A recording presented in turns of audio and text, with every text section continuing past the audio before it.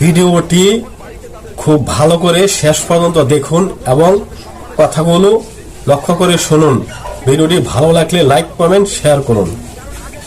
আপনার নিজের বাচ্চাদের শেখান যে যখন বাড়িতে তাদের ফুফু অর্থাৎ আপনার বোন আসবে তখন তার সাথে সম্মানের সাথে ব্যবহার করতে, তার জন্য সব থেকে ভালো বিছানা আর সব থেকে ভালো খাবার তৈরি করতে।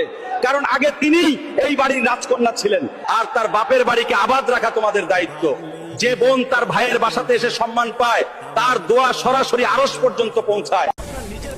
ভিডিওটি খুব ভালো করে শেষ পর্যন্ত দেখুন এবং কথাগুলো লক্ষ্য করে শুনুন। ভিডিওটি ভালো লাগলে লাইক কমেন্ট শেয়ার করুন।